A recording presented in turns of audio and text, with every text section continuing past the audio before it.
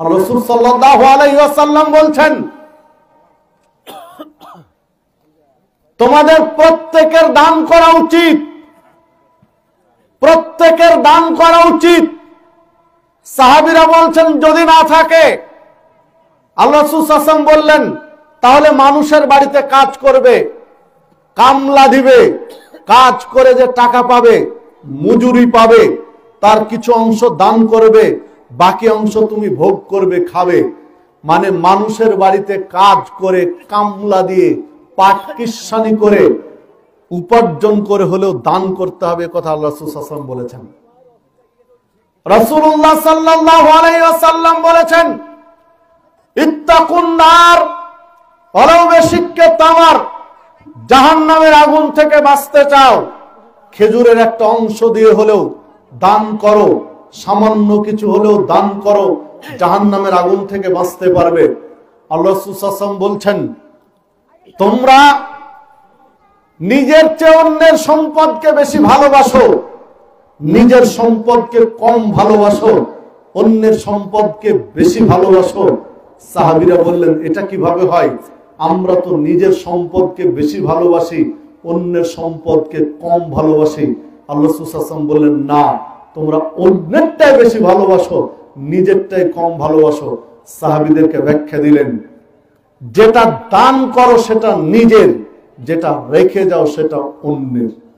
দান করলে হয় নিজের সম্পদ, রেখে গেলে হয় অন্যের সম্পদ।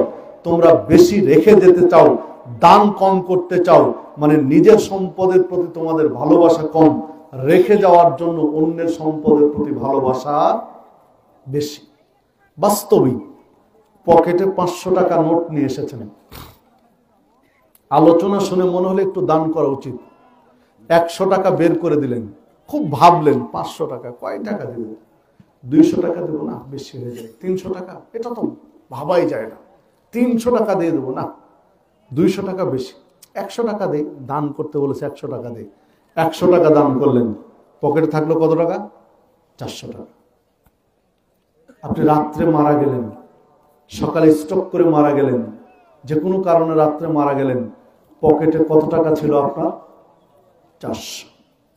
দান করেছিলেন কয় টাকা? 100। পকেটে তখনও আছে 400। আপনি তো মরে গেলেন, বলেন তো এই 400 টাকা কার? ওয়ারিসদের। 400 টাকা ওয়ারিসদের, অন্যের। যেটা দান করেছিলেন রাত্রে, ওই টাকাটা কার? ওটা নিজের। 500 টাকা নোটে 14 বার ভাবলেন, 70 বার চিন্তা করলেন যে কয় টাকা দিব, কয় টাকা দিব, বের হতে চাচ্ছে না।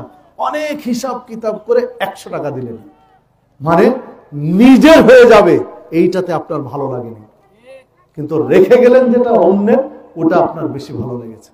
এটাই হলো পৃথিবীর চূড়ান্ত বাস্তবতা।